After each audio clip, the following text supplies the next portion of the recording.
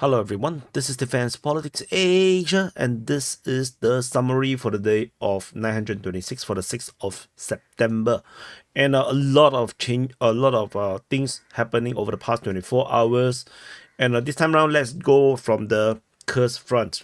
Mix things up, make things interesting. So over the curse front, the Russian forces have kind of flip the situation a little bit over on this Kherson naval region. But first, we talk about the western flank first. The Ukrainian forces returned to attack Komarovka. After a one-day pause, they have now returned to attack, but the Russians did not let up. They continued to put pressure on the Ukrainian forces over in Vinnytsia, Snagorsk, Penosovka, Vnezapnoye, as well as Godievka. This continues, the pressure continues. There is geolocation of Ukrainian forces in Snagorsk and south of Snagorsk, and confirming Ukrainian presence around the Snagorsk region. But this attack towards Komarovka still have no breakthrough, and I do understand why they are still fighting at Komarovka. Can't they just go for a different place? Like this adamant attack is going to cost them this entire offensive at this rate. And shelling is reported at Novo Ivanovka and Leonidovo. So there's some rear position shelling. We move up north towards the northern flank. At the northern flank, some very major things happen. Of course, this already mentioned. Russian forces has been geolocated outside of Kherson Naval, confirming that the Russians have actually, for the first time, flipped the script over in this northwestern flank of the Kursk front. Ukrainians continue to be attacking over at Medvedevka and Ogovka. This continues, but the Russians, for the first time, has expanded outwards. And I wonder if this is the beginning of the Russian counteroffensive. And if this is the case, then I think that the Russians is going to very quickly take control of Ogovka as well as Medvedevka, and they will be hitting the forest and try to take the forest regions. And this will elevate the situation of Snagorsk. But I shouldn't do too much analysis. You should watch the conclusions. In the conclusions, I will talk more about the situation in the Kursk front. Look like today we have a lot of conclusions to make, which the conclusions will be posted like much later. So anyway, this is the current situation over here. Ukrainians continue to be attacking Pogrebki, and the Russians are attacking or shelling Novaya Surshina as well as Malaya Loknia, and also at Krylenkoe. It could be shelling, it could be attacks, and it's very unclear.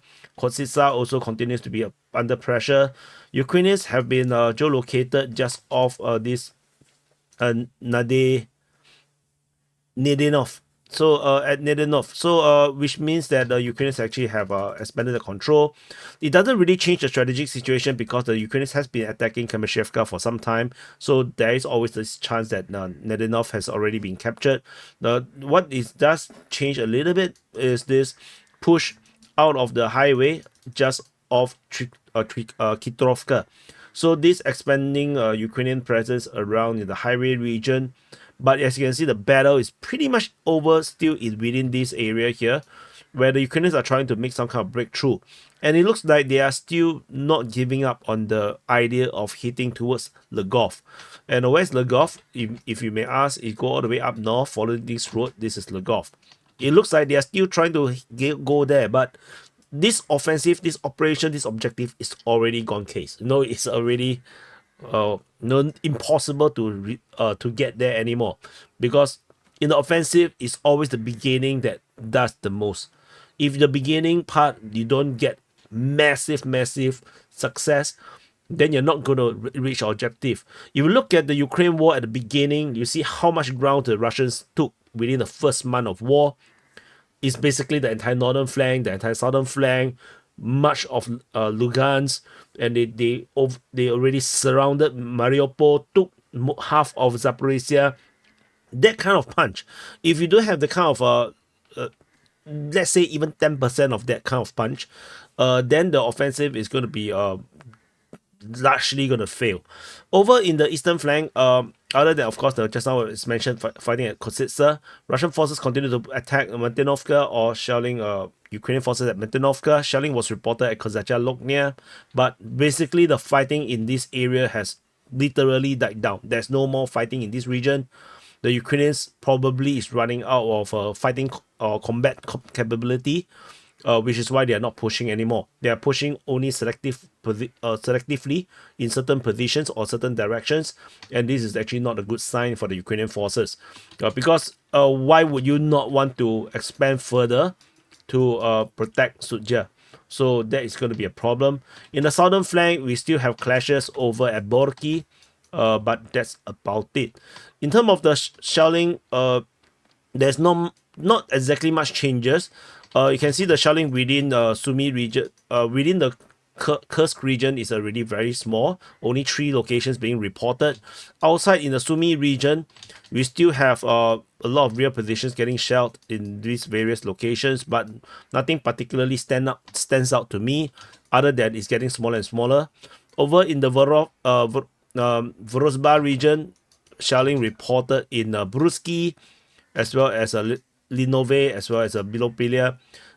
Generally just spells that the Ukrainians are running out of ability to hold a position at Takino to poise for this offensive, which I already said the window is already pretty much over. I don't think the Ukrainians can ever do this again for now. And the shelling over in the Khrushchev region also getting further and further away from the border. This time round, only shelling reported at Yampil, Olivka, and Khrushchev. Previously, the shelling was much nearer to the border.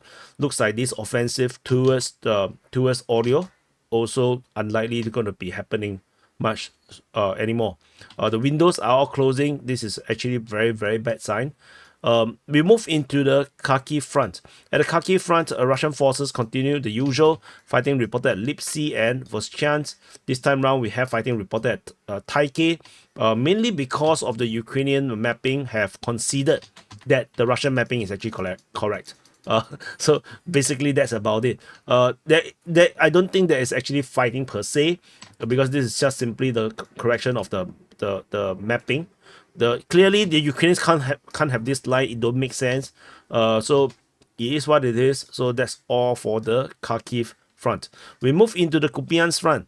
At the Kupiansk front, Russian forces at Sinkivka made progress. Russian forces geolocated in the southwestern part of Sinkivka, showing that the Russians actually made progress within Sinkivka. But this does not necessarily mean that they have captured Sinkivka just yet, because we still have some parts of Sinkivka that is not confirmed, particularly over on the eastern part of Sinkivka. It's still not confirmed to be under Russian control, despite Russian sources claim that that part is under Russian control. So we're just going to continue to wait. I think the next 2-3 days we will probably see a much more clear situation.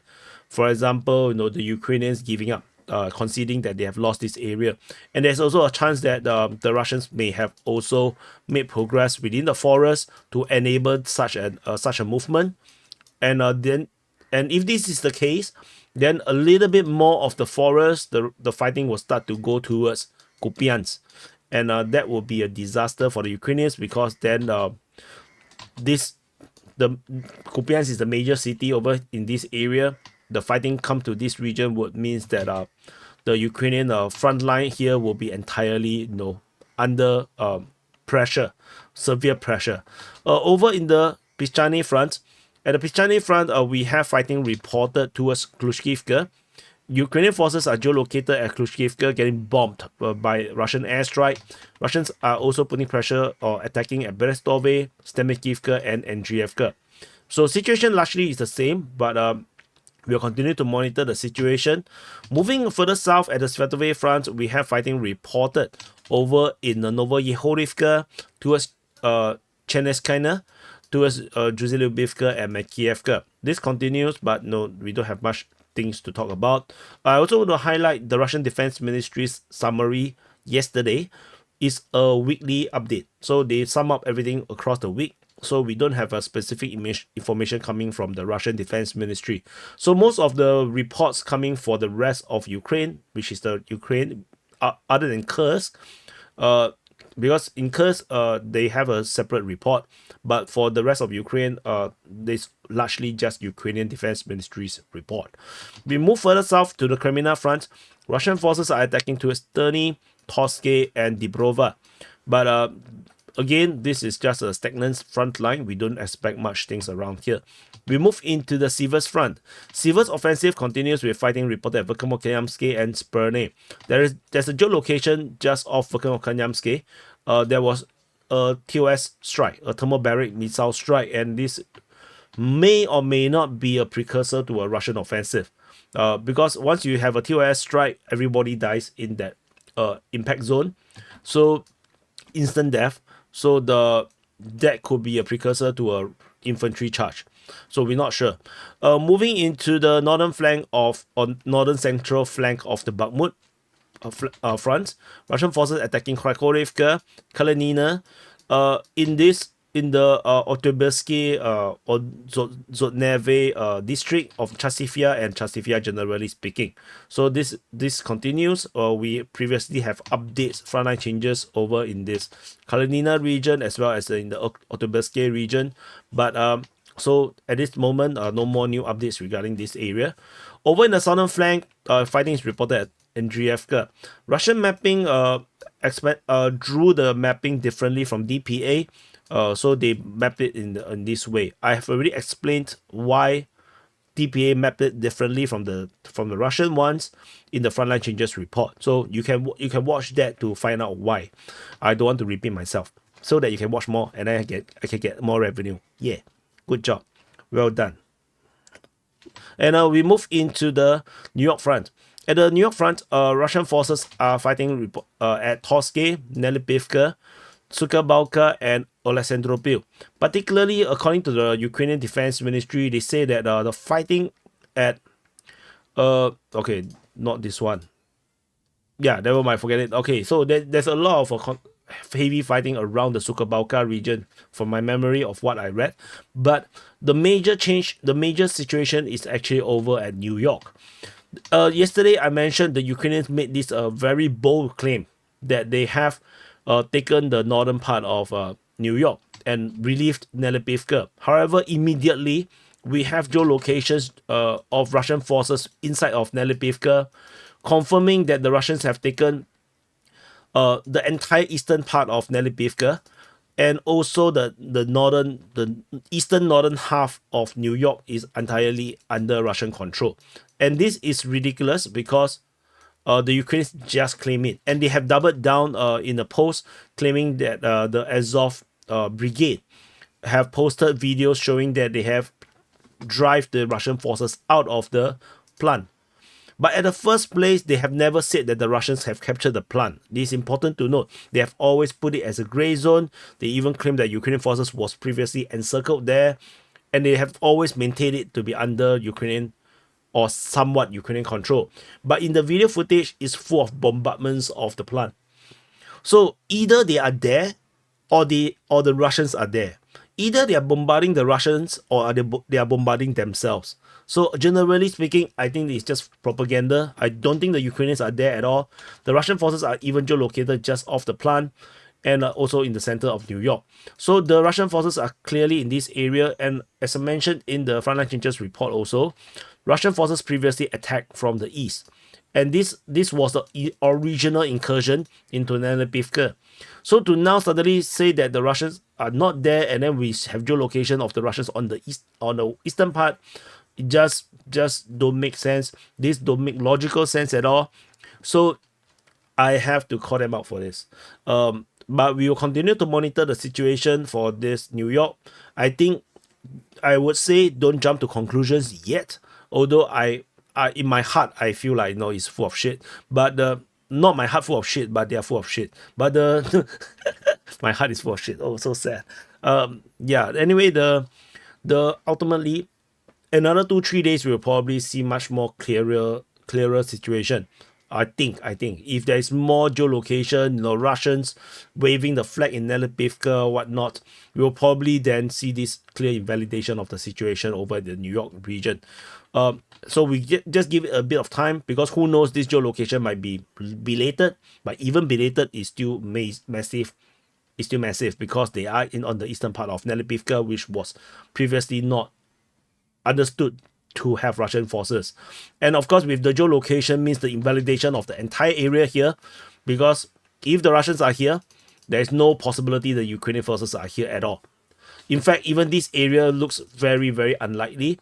But but no, we leave it there first to be a bit more conservative. But the Russians definitely have taken massive amount of grounds over on this entire eastern part of New York. So moving away from the New York front, over in the northern flank of the Pokrov front, Russian forces are attacking towards Zelenopole, Vozdvizenka, Novotoresk, and of course there is Horodivka. This is a pinning operation. Don't expect much advances around here. Over at the Horodivka sector of the Pokrov front, Russian forces attacking at Horodivka, Novohorodivka. Ukrainian forces are counter-attacking at Novohorodivka. Russian forces geolocated to have reached the cemetery south of Novohorodivka, but generally the Ukrainians have not managed to push back the Russians. Important to note was that previously the Ukrainians was geolocated attacking the southern part of Novohorodivka, but the latest geolocation showed the Russians south of that position, which means that the Ukrainian attack has failed. So this is important to note. Moving further south from that position, over in the Selidove sector, Russian forces are allegedly still attacking Selidove and in the region of Mikhailivka. However, Ukrainian forces are geolocated to do a infantry fighting vehicle raid.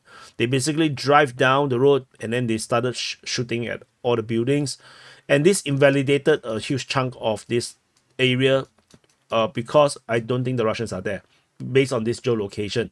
This is a geolocation of the front line, so this is not particularly means that the Ukrainians are there, but the fact that they can drive all the way there means that this entire front forward position don't exist. It is still under Ukrainian control, which means that the Ukrainian mapping is largely still correct in this area. You can see the disparity between the two maps is huge. So the biggest difference is even at around 3 kilometers plus. So this disparity between the realities, we need to dispel it as soon as we can. So this is just part of this thing of dispelling this problem. So in the south of Pokrov sector or Pokrov front, Russian forces starting to attack northward into the south of Ukraine. As expected, there is some slight expansion of the Russian claims south, moving towards Khernik, right? Yeah, Khernik.